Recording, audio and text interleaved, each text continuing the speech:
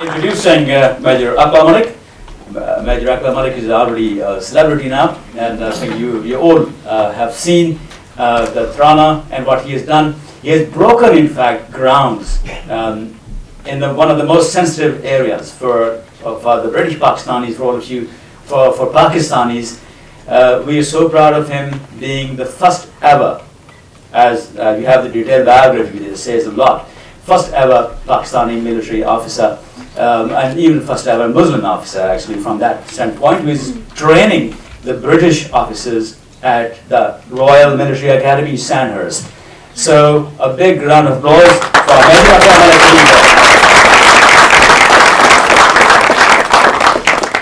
So, Uqbah, how easy it has been to be the first one in this particular domain? Thank you very much.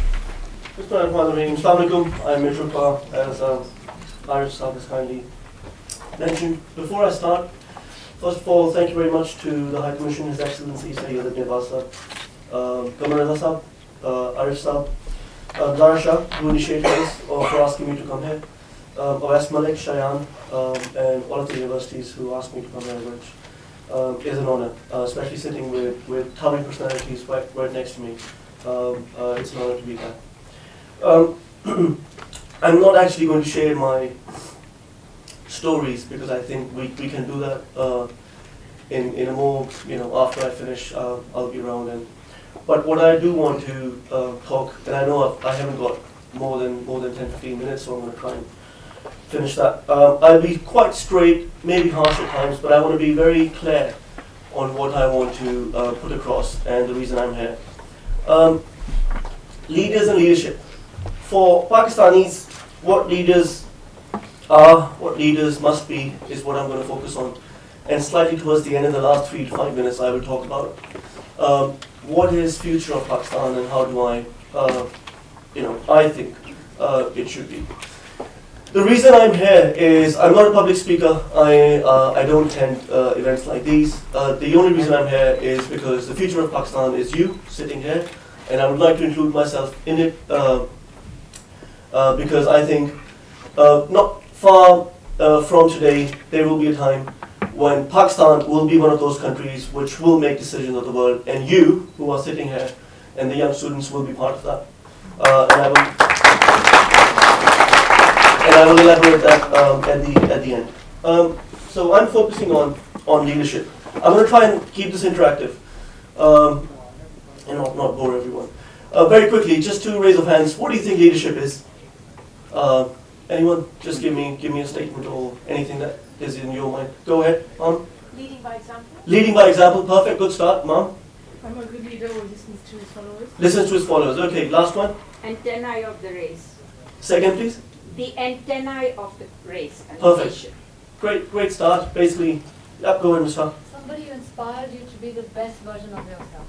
Perfect. Great. So the reason you are sitting here is that you aspire, or you look up to, or you've got something to do with leadership. So that's a start. I'll tell you, I'll go completely tangent.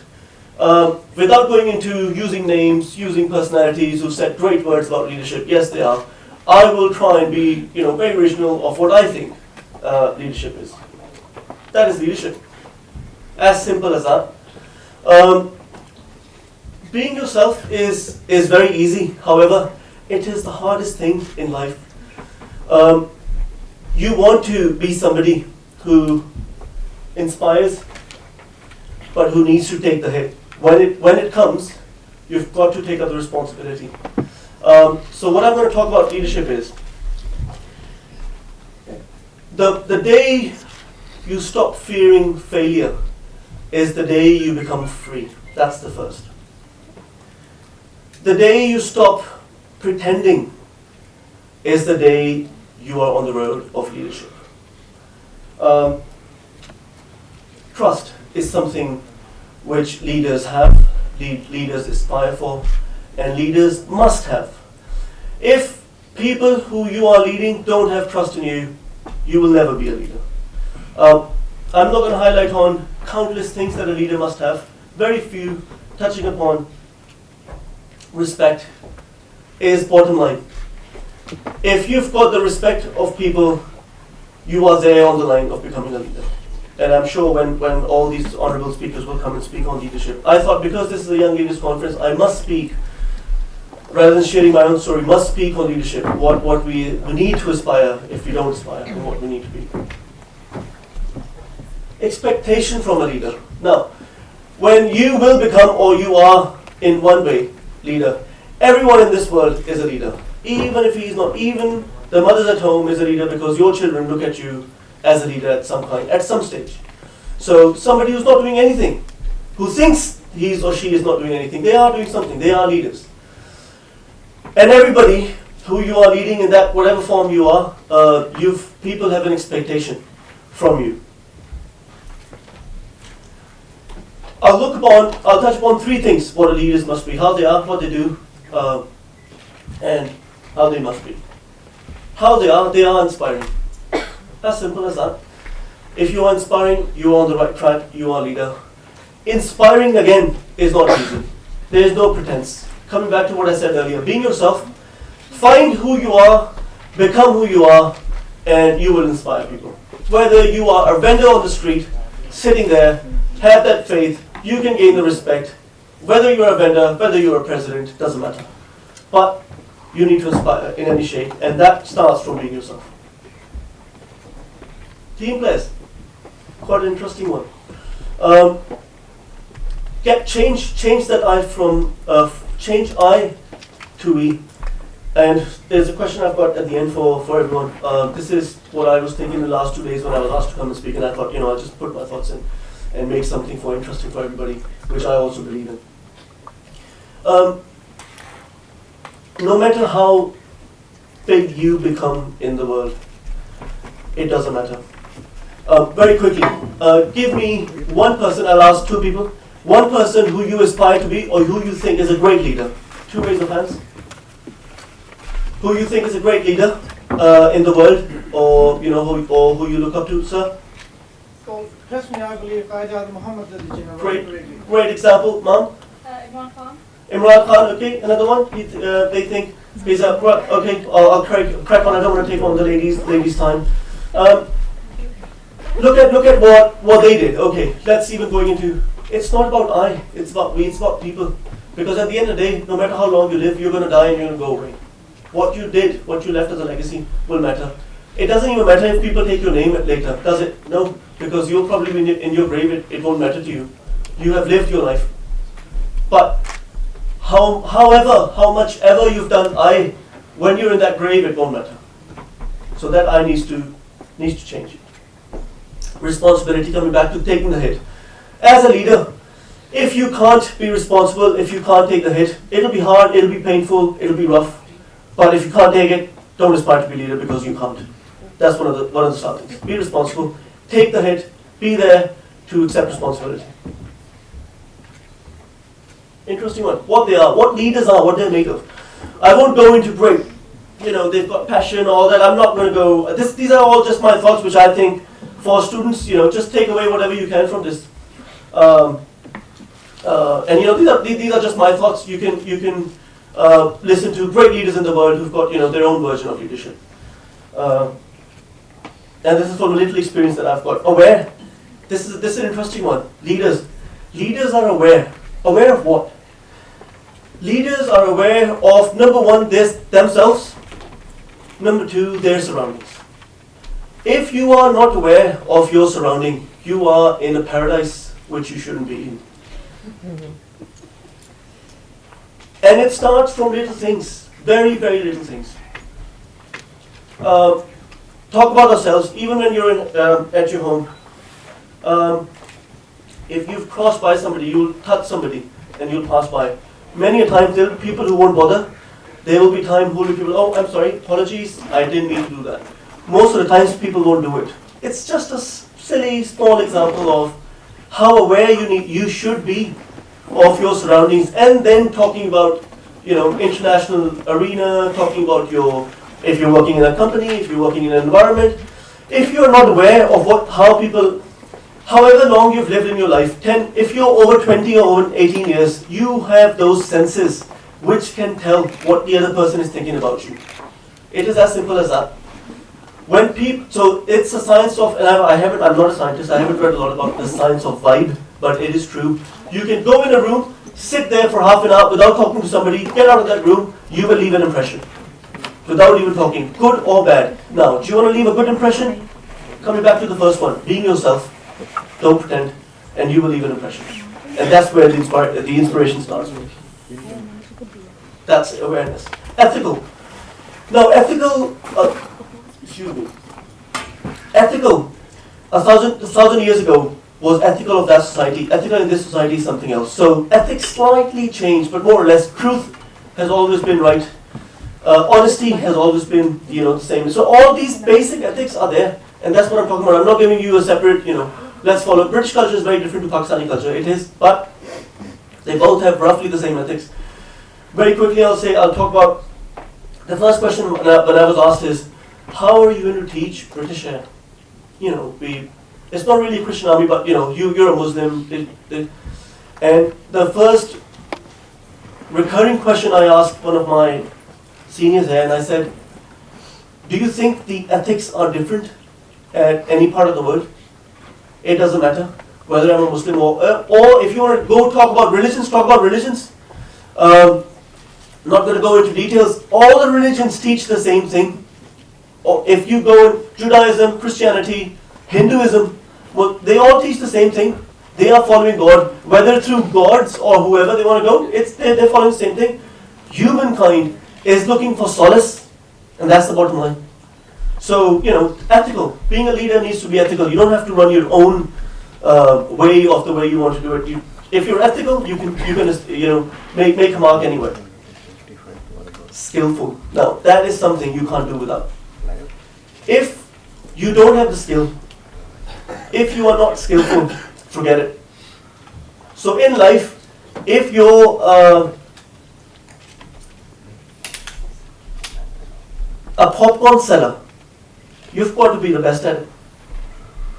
You've got to have that skill to be the best popcorn seller, and you will make a mark, I tell you that. What leaders do? Now here's where, once we've achieved that, once we've found ourselves, once we've stopped pretending, once we've become ourselves, then what we need to do.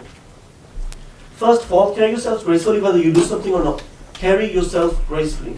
The day you stop carrying yourself gracefully is, no matter how great you are, how matter what, Qaid Azam Muhammad Ali Jinnah, somebody named, if he didn't carry himself gracefully, nobody would name him today. Agree, yes or no? Yes. That's the start. Again, back to team players. If you think you alone can go and lead the world, again, you're in a paradise you shouldn't be in. You cannot do without a team, without people of skillful strengths. If not, develop those skills. Get your team to a level where they need to be, or even better than you. We as Pakistanis need to learn to push our fellows to limelight. We might not be best at it, but we need to. We need to be up there where we admire Pakistanis reaching some level. Push, help each other. The day we start doing it is the day we will be out there on the map of the world. And then finally, again, I'm not going to take anyone's, this is my own general thoughts. Leaders make it happen. Like you guys have made it happen today. Great conference. The reason I came here, as I said, students. You are the future. You yourself, aspiring to be leaders, have made this happen. This is just the start. In life, make things happen. And it will change it. One individual who is whoever can make a mark and change the way world lives. It is the truth, believe it or not. Okay, that's about leadership. That's how I think what a leader should be, how a leader must aspire to be leader. Now I'll just quickly talk about you guys, because you're the future of Pakistan. We are the future of Pakistan. Where's Pakistan in 2030? As much as I want to be positive, which I am, I think, Pakistan in 2030 will be a country to reckon with. Now, fortunately, Qadazam said, there is no power in this world which can undo Pakistan. Now, okay, let's go forward. Forget about somebody undoing Pakistan. We are way from, if Pakistan was to be undone, it would have been done in 1950s. We're 70 years across. Let's stop thinking about being undone. Let's look forward of what are we doing. We're always worried about, this is going to happen, something's going to happen in Balochistan, something's going to happen in Kashmir. Sindhis are saying, no, we way forward. These are just mere useless excuses that are just there to worry us as we get worried. Pakistan is at a place of, no, and this is, do you know who said this, by the way? So I've put somebody who said something. Stanley Morgan, yep. And yep, agreed. Somebody else as well.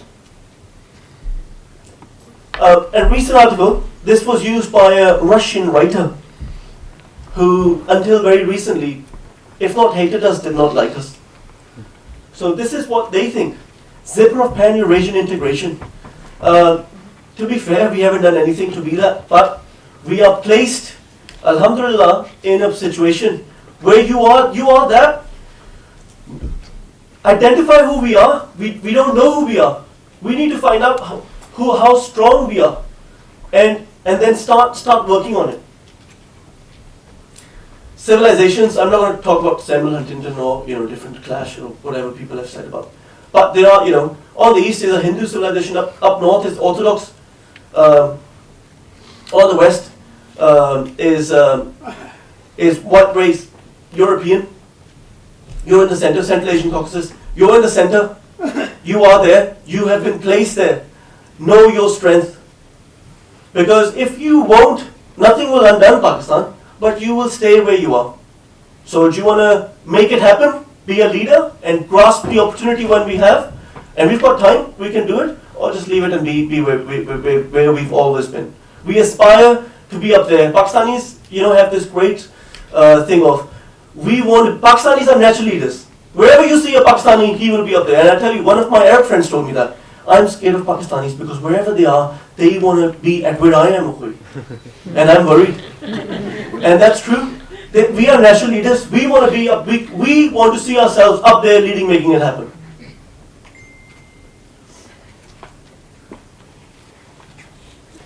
Please for being a Pakistani, you must know that there is no alternative.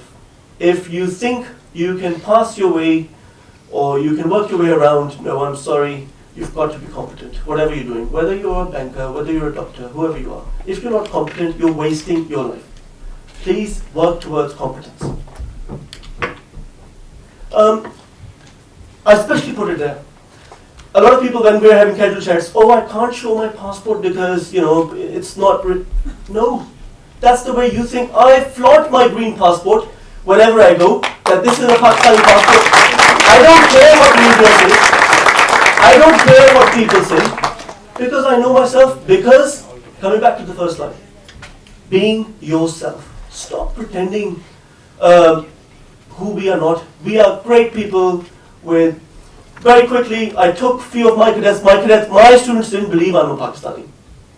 Great start. Loved it. And I took them to Pakistan just because of that. 8 of my cadets, 4 of my colleagues there. And they took, I had 5 ladies in my class, 2 of them I managed to take to Pakistan, because I could only take 2, and 6 guys. I took them to Pakistan Military Academy, I took them, to Islamabad, to museums, everywhere up in North Nathiagali for about 2 weeks, 10 days. When we were coming back, so these ladies, so in PMA we had, for the guys, we had one guy who was looking after for their, clothes getting pressed, for quite luxury here. And for ladies we had an ayah who was looking after the thing. When the ladies were coming out, those girls, my students, came to me and they started crying, like, what's wrong with you? And they're like, what do you mean talk? And I was like, something's gone wrong. That you can't cry in front of everybody. Get on the corner, right? Okay, what do you want? And they're like, sir, this is a Kashmir shawl. And I'm like, yeah, looks beautiful, but what do you want? And they were crying, and they said, this is a Kashmir shawl, and we've asked the Pakistani gentlemen cadets the other one, how much do you roughly think this costs? And they think it's about 15 to 16,000 won, and we've got one each. And it's like, yeah, great, what do you want? They said, no, that Ayah gave us these shawls, and we checked that her pay was 12,000 rupees. And they started crying, and they said, burn our passports. The day we can, we will come back and live and teach in Pakistan. This is a great country. Think yourself, have pride. Do not worry about whatever somebody says. You know yourself, it doesn't matter whatever somebody else thinks. Respect everyone, judge no one. That's something we love judging. Again, I said at the start, I'll be harsh, I'll be straightforward. We love judging. Somebody is dressed up in a way, somebody, if somebody, great, I just remembered, I wanted to say this. In Pakistan, if you can't speak great Angrezi, you are not respected, you are respected, but you're not looked up to, and I've seen this. We have a syndrome, we have a problem here. We need to start looking at this. Great intellectuals who can't speak great English, but somebody comes from Texas or Liverpool up here, in Pakistan, doesn't know anything. Oh, because he speaks it. We are still, some of us are mentally slaves. We need to get out of this. Get out of the skin syndrome, get out of the color syndrome, get out of the language syndrome. I'll just take quickly another 3-4 minutes. I want to finish this. One of these guys asked me when I came, he was like, great honor for you to come to Sandhurst. Yeah, Alhamdulillah, great honor. No, great honor. You're the first. Yeah, great honor. No, great honor for what do you think? And he wanted me to say, I am indebted to, or whatever. I said, you're getting on the nerve. The thing is, it is an honor for the British that there's a Pakistani and a Muslim here. Finally, Muslims have I don't want to sound arrogant. It's both ways. It's an honor for us. It's an honor for them. That's the convergence. That's how it should be. It's great. About time when we stop worrying about others. And that includes our neighbors on the east, our neighbors on the west, our neighbors on the north, our neighbors far east, far west. No, don't stop worrying about them. We, CPEC and all that, the only problem Pakistanis had was economic. We have surpassed that. 2030, wait and see, jump on the bandwagon, see where we're going. We do not have to worry anymore about anything.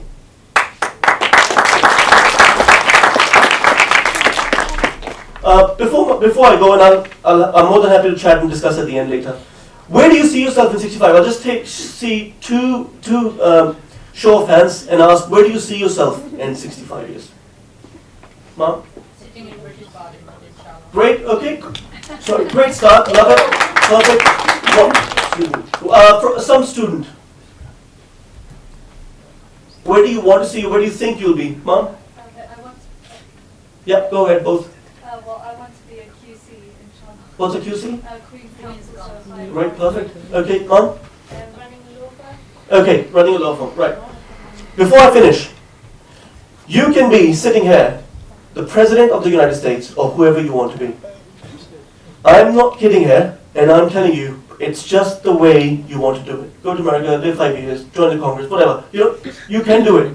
It's how far you want to think you want to do. But what matters is changing I to we. What matters is, are you at that time That's what matters. Thank you very much.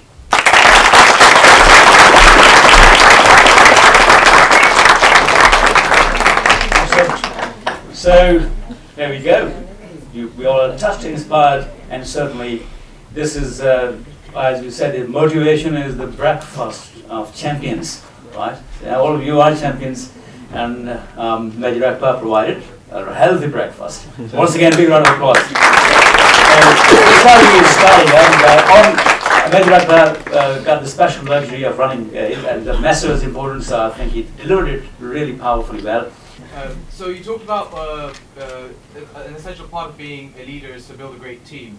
How do you go about selecting the right people for your team? Because I think that building that team is important, but Selecting the right people have to person. be. Thank you, Shayan. Lastly, just the question was asked, how do you select the team? You select the team with whatever lot you've got available. So in Pakistan, don't select out training, use strengths with the strengths, turn weaknesses into strengths and make a team. Yeah,